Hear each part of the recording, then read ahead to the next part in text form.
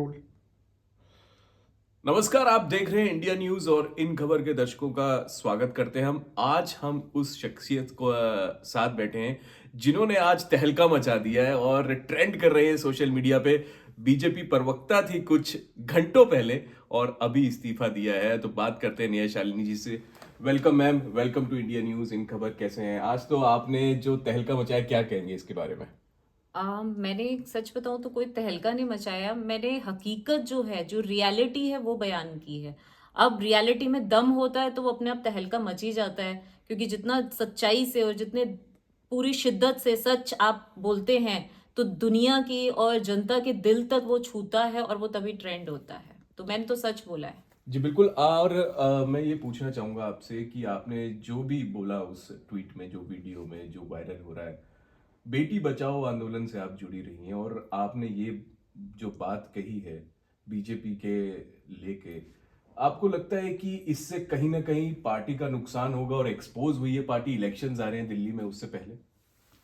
देखिए, पार्टी खराब नहीं है। मैंने बार बार बोला, पार्टी में कुछ लोग हैं जो मेल शोविनिज्म का शिकार हैं, जो पुरुष मानसिकता का शिकार हैं, और वो किसी महिला को, और स्पेशली अगर मैं वही बात है कि कहूं कि सुंदर महिलाओं को आगे नहीं बढ़ने देना चाहते, उनको जान के आगे बढ़ने से रोका जाता है। और अगर किसी तरीके से भी वो प्रॉब्लम्स का सामना करते हुए आगे बढ़ती हैं तो उनको फिर दोबारा घुमा के वहीं पे कर दिया जाता है कि हमारी इच्छा के बिना अगर आप काम करोगे या हमारे आगे पीछे नहीं घूमोगे, चापलूसी नहीं करोगे, तो आपको आगे नहीं बढ़ने दिया जाएगा। ये क्लियर कट मैसेज जो मुझे देर लगी समझने में, मुझे लगता था हो सकता है मुझसे कभी कोई गलती हुई हो, या मेरा कोई पॉलिटिकल बैकग्राउंड तो है नहीं, तो शायद मेरे से गलती हुई हो। पहले 2 साल पहले जब मुझे ऐसे प्रवक्ता पद से मुक्त किया गया, मैं अभी प्रवक्ता नहीं हूं, 2 साल पहले मुक्त किया गया, तो मुझे लगा कहीं कोई गलती, और गलती पूछी गई क्या थी, तो कहा गया कि ये आपने 5 करोड़ को 50 करोड़ बोला था। मतलब केजरीवाल जी की एक ट्वीट पे मैंने कि 5 करोड़ टैक्स पेयर की जगह 50 करोड़ टैक्स पेयर बोला था, तो इसलिए मुझे प्रवक्ता पद से ही मुक्त कर दिया गया। तो आप सोचिए कि कैसी मानसिकता टॉप वहां की दिल्ली की टॉप लीडर्स की रही होगी कि उन्होंने मुझे प्रवक्ता पद से मुक्त कर दिया इतनी सी बात से। उसके बाद मेरे काम को लेकर हमेशा जब भी मैं कोई अच्छा काम करती हूँ या कुछ, मुझे बोला गया आप टीवी पे क्यों जाते हो, टीवी पे आपको नहीं जाना चाहिए। भाई, आपने प्रवक्ता क्यों बनाया था अगर टीवी पे नहीं जाना चाहिए? तो कहीं ना कहीं कुछ पुरुषों ने ये ठान रखी थी, इसको आगे नहीं बढ़ने देना, चाहे कुछ भी हो जाए। और उसी का नतीजा है कि ये जो कहने की बात होती है कि महिलाओं को हम नारी तू नारायणी, नहीं, भाजपा का स्लोगन चेंज हो चुका है। भाजपा के कुछ नेता ये चाहते हैं नारी तू नौकरानी, और वो भी हमारी नौकरानी बन के रहो तो हम आपके लिए, मतलब तो हम ठीक है, अदरवाइज नारी तू नारायणी मुझे तो यहाँ बिल्कुल नहीं। शीर्ष नेतृत्व सुनता ही नहीं, बात सुनते ही नहीं। कितनी बार कोशिश करी, मेरे ख्याल से 100-200 बार मैंने, चाहे वो नड्डा जी हो, चाहे वो अमित शाह जी हो, चाहे वो मोदी जी हो, सबको मैंने उनके पीएस से, या मैंने ट्वीट के जरिए, या मैंने क्या कहते हैं, मेल के जरिए बात करने की कोशिश की कि मेरे साथ जो है सही नहीं कर रही दिल्ली भाजपा वाले, लेकिन किसी ने कोई एक्शन नहीं लिया, बस सुना ही नहीं।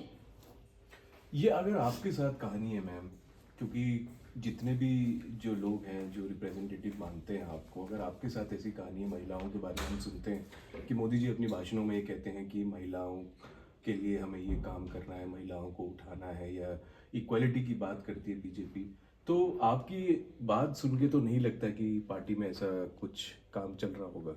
मेरी बात सुन के नहीं, आप मुझे बताइए कि कहने के लिए बेटी बचाओ बेटी पढ़ाओ या नारी तू नारायणी आपको कहीं नजर आ रहा है? आप 70, दिल्ली के भी विधानसभा चुनाव है, जी 70 में से कितनी सीटें महिलाओं को मिली है, पहले ये बताइए। 6 या 7 महिला। जी। दूसरा, कोई दूसरी पार्टी से आती है महिला जो मनु स्मृति को फाड़ती है, उसको आप टिकट दे देते हो हैं, और कोई और पार्टी से आती है और कहती है कि हमारी पार्टी अच्छी नहीं है, तो फटाफट उसे अपनी पार्टी में ले लेते हो और टिकट दे देते हो। तो अपनी पार्टी की महिलाओं के अंदर क्या मोटिवेशन रहेगा? हम किस लिए, हम अपनी पार्टी के लिए काम कर रहे हैं, दिन रात एक कर देते हैं, लेकिन कोई कल का आया हुआ दूसरी पार्टी से बंदा या औरत या आदमी आते हैं और उनको फटाफट टिकट पहुंचा सौंप दी जाती है, तो इसका मतलब हमारी कोई वैल्यू ही नहीं है। हमें पूछा ही नहीं जा रहा, समझा ही नहीं जा रहा, तो फिर ऐसे इस पार्टी के साथ स्वाभिमान है भाई, हम भी स्वाभिमानी ही लोग हैं, मैं क्यों ऐसी पार्टी के साथ रहूं? ऐसी पार्टी सिर्फ कुछ लोगों के लिए है, पूरी पार्टी खराब नहीं है। मैंने क्या कहा, बहुत अच्छे लोग भी हैं जो आज मुझे सपोर्ट कर रहे हैं, बैक ऑफ द उससे सपोर्ट कर रहे हैं और कह रहे हैं कि आपने बिल्कुल सही, आपने बहुत हिम्मत का काम किया है कि ऐसे लोगों के खिलाफ, कुछ लोगों के खिलाफ जो आप बोल रहे हो, ये बहुत हिम्मत का काम है, क्योंकि कोई भी पार्टी छोड़ के रिजाइन नहीं करता, सब इस पार्टी के साथ जुड़ना चाहते हैं, क्योंकि उनका अपना अपना कोई स्वार्थ होता होगा। मेरा कोई स्वार्थ नहीं है, मैं निस्वार्थ भाव से काम कर रही थी। लेकिन मैं फिर यही कहूंगी, सिर्फ ये कहने की बात है कि महिलाओं का सम्मान किया जाता है या नारी तू नारायणी, असल में ये सिर्फ बोलने की बातें हैं, कोसों मील हकीकत है इनसे। ये सिर्फ आपके साथ ही या पार्टी में कई और जो महिलाएं उन्होंने ये बात शेयर की हो आपसे, शायद कैमरे पे ना आई हो या आपकी तरह हिम्मत ना दिखाई हो? मुझे लगता है कि और हो तो बोलने की हिम्मत सबसे बड़ी बात है कि नहीं है किसी में, और औरतों तो क्या आदमियों में भी हिम्मत नहीं है कुछ बोलने की। लेकिन मैं क्यों सहूं, जब गलत हो रहा है तो उसको गलत को गलत कहना भी हमारे संस्कार हैं, और ये हमारे संस्कार हैं जो हमें सिखाते हैं कि हमें गलत के खिलाफ आवाज उठानी चाहिए। आज सबको लगता है कि क्या है, एक छोटी सी तो कार्यकर्ता है, इतनी बड़ी पार्टी का क्या बिगाड़ सकती है, तो चींटी भी छोटी सी होती है, इतने बड़े हाथी का बहुत कुछ बिगाड़ देती है।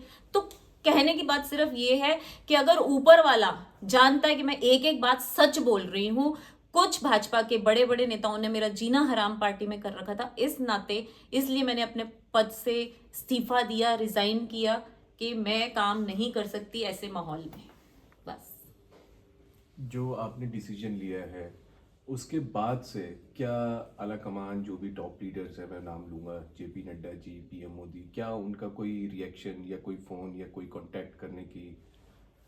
नहीं, अभी तक किसी ने कोई कांटेक्ट करने की कोशिश नहीं करी, क्योंकि पहले भी ऐसी बात हो चुकी है, लेकिन किसी ने कोशिश ही नहीं करी, क्योंकि कोई जानना ही नहीं चाहता कि किसी महिला के साथ कितना बुरा हो रहा है और उसे किस तरीके से टॉर्चर से गुजरना पड़ता है, उसकी मेंटल हेल्थ खराब होती है, किसी को जानने की जरूरत नहीं है। उनको लगता है कि आज हमारी पार्टी से जुड़ने वाले करोड़ों लोग हैं, करोड़ों लोग हैं, कौरव भी करोड़ों हजारों थे, पर कौरवों का भी अंत हुआ ना, वो भी तो बहुत बड़ी सेना थी जिसे कौरव सोचते थे ये तो कभी खत्म हो ही नहीं सकती जी। लेकिन जब श्री कृष्ण ने साथ दिया द्रौपदी का, तो कौरवों की सेना खत्म हुई। तो अगर शीर्ष नेतृत्व चाहता है कि महिलाओं की इज्जत करता है, तो उन्हें हमारी बात सुननी चाहिए, पूछना चाहिए क्या आपके साथ तकलीफ है, क्यों आप ऐसा, किसी को शौक थोड़ना है आके अपनी पार्टी जिसके लिए आप 8-9 साल से झंडा उठा के घूम रहे हो, उनका जय जयकार कर रहे हो, और अचानक आप उनके खिलाफ अचानक नहीं, शुरू के 3-4 साल तो मुझे समझ ही नहीं आया। पहले मुझे बेटी बचाओ संयोजिका बनाया गया, जो प्रदेश युवा मोर्चा का अध्यक्ष था, बना के उसके बाद जब मैं काम करती रही 1.5 साल बाद मुझे मतलब सारी मीटिंग्स में नहीं बुलाया जाता था, तो मुझे लगता था चल मीटिंग में नहीं भी बुला रहे क्या फर्क पड़ता है। 1.5 साल बाद जब मैंने कहा कि आप लोगों ने मतलब जब कोई टॉप लेवल की मीटिंग हुई कि मेरे को क्यों नहीं बुलाते, मेरे को तो कभी भी नहीं बुलाते, तो उन्होंने कहा आपको हमने बेटी बचाओ संयोजिका ही नहीं माना। मैंने कहा आपने तो अपने वर्बली सबके सामने माला भी दी, हाथ से कहते कि हमने रिटर्न में कुछ दिया था। अब भाई ये मतलब इतने झूठे इंसान है कि कहा रिटर्न में तो कुछ नहीं है ना। तो अगली बार जब मुझे प्रवक्ता फिर बनाया गया तो मैंने रिटर्न में लिया कि भाई ये तो इतने झूठे हैं, ये कुछ भी काम भी करवा लेते हैं और उसके बाद कहते हैं हमने रिटर्न में तो दिया नहीं। इसलिए प्रवक्ता पद जब मुझे मिला तो वो रिटर्न में था। लेकिन आज समझ आया कि वो रिटर्न में भी क्यों था कि मैं एज अ सोशल एक्टिविस्ट बड़े बड़े चैनल्स पे जाती थी, तो मेरा मुंह बंद कराने के लिए मुझे प्रवक्ता बनाया गया पार्टी की तरफ से, ताकि जब हम चाहें, जब हमारी इच्छा हो तब ये किसी चैनल पे जाए, और इच्छा तो हमारी होगी नहीं, हम इसे जाने ही नहीं देंगे। हरीश खुराना तब वहां का मीडिया प्रभारी था, उसने मेरा जीना हराम किसी चैनल पे नहीं मुझे जाने देता था। उससे पहले एक और प्रभारी रहा, मुझे अब नाम याद नहीं आ रहा, मुझे उनका नाम याद नहीं आ रहा, वो कुछ टाइम ही रहे जब मैं प्रवक्ता बनी, 3-4 महीने, उन्होंने भी यही हरकतें करी। मतलब अगर आपको जाने ही नहीं देना किसी चैनल पे एक फीमेल को, और तो फिर आप उसको प्रवक्ता क्यों बना रहे हो, आप मुझे ये बताओ। क्यों रोका जाता था? कोई कुछ तो बताया गया होगा इसलिए रोका गया। कोई नहीं, कोई बात ही नहीं, कोई टॉपिक ही नहीं, इतने सारे लोग हैं, हम सबकी बारियां आएंगी, आपकी भी कभी बारी आएगी। वो बारी मेरी 2-2.5 साल में एक बार भी नहीं आई, लेकिन फिर भी मैं अपने लेवल पे चैनल्स में जाती थी, क्योंकि मेरे को चैनल वाले तब से जानते हैं, हर चैनल वाले, कि जब से मैं सोशल एक्टिविस्ट, तब से नेहा फाउंडेशन के थ्रू तकरीबन सभी मुझे बुलाते रहते थे, तो इसलिए जानते थे तो वो बुलाते थे। अब एज अ सोशल एक्टिविस्ट भी जाती थी तो भी परेशानी, क्योंकि आप तो भाजपा प्रवक्ता हो, आप क्यों जा रहे हो सोशल एक्टिविस्ट? तो आप भेजोगे नहीं, मैं जा नहीं सकती, तो आप में क्या चाह क्या रहे हो? इससे साफ पता लगता है कि कोई बंदा मुझे आगे नहीं बढ़ने देना चाह रहा था, कि किसी तरीके से भी इसको रोका जाए, ताकि फिर हमारे इशारों पे जैसे हम कहें वैसे ये करें। वो मैं कर नहीं सकती। मतलब क्या इशारे, क्या वो, मतलब किसी तरीके से मेरे सारे काम करने के जो रास्ते थे वो कोई तो बंद कर रहा था। और मुझे इन्हीं लोगों पे कुछ पे शक है, जिनका मैं यही कहूंगी कि ये कोई भाजपा पार्टी नहीं है। ये भाजपा में ठीक है, ऊपर के पदों पे बैठे हैं, लेकिन मैं अभी भी विश्वास रखती हूँ कि ऊपर अगर इन्होंने नहीं सुना तो पार्टी धीरे धीरे खत्म हो जाएगी। ये आपका बहुत बड़ा स्टेटमेंट है कि पार्टी धीरे धीरे खत्म हो जाएगी।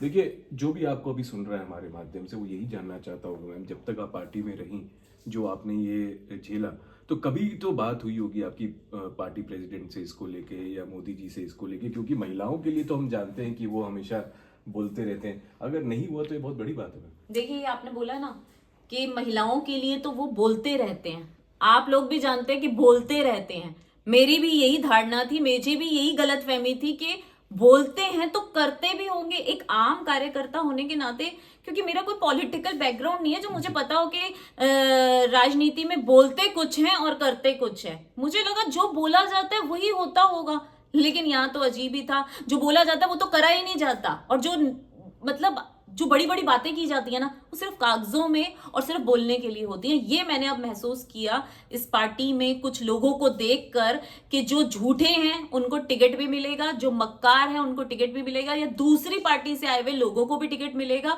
घर के बच्चे को नकारा जाएगा।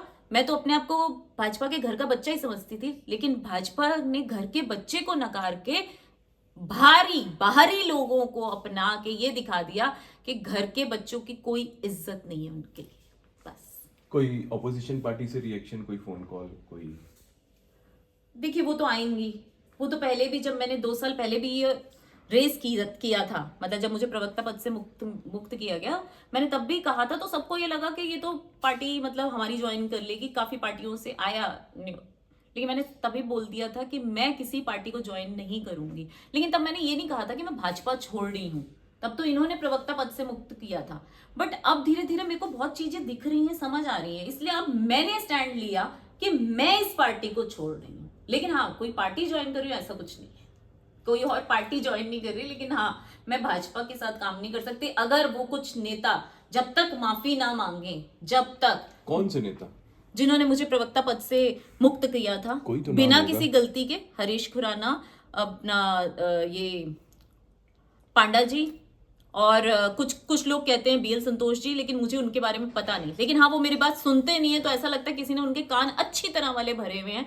मैं जब भी उनसे बात करने जाती हूँ और उनसे कहती हूँ कि आप मेरी बात तो सुनिए, तो वो सुनते नहीं। जेपी नड्डा जी से कई बार मिलने की बात करने की कोशिश की, वो टाइम नहीं देते, तो इसका मतलब तो कुछ कॉन्स्पिरेसी है ना, कोई कॉन्स्पिरेसी रची हुई है मेरे लिए। मोहरा जो है वो खुराना को बनाया गया कि उसके माध्यम से मुझे प्रवक्ता पद से मुक्त किया गया। और अपना ये जो अभी हर्ष मल्होत्रा जी मंत्री बने हैं, इन्होंने भी कॉल करके बोला था कि आपको प्रवक्ता पद से मुक्त किया जा रहा है। तो लेकिन समझ नहीं आया, रीजन तो बताइए। तो इससे जनता को सारी कड़ियां आप जोड़ो तो समझ आता है कि इसका मतलब कोई आपको आगे नहीं बढ़ने देना चाहता। अब वो कौन है, वो इन 4-6 लोगों में से कोई भी हो सकता है, मुझे नहीं पता वो कौन है, लेकिन शीर्ष नेतृत्व जब मेरी बात नहीं सुन रहा, तो मुझे लगता है कि सभी एक ही थाली के चट्टे बट्टे हैं, बस जो सुन ही नहीं रहे।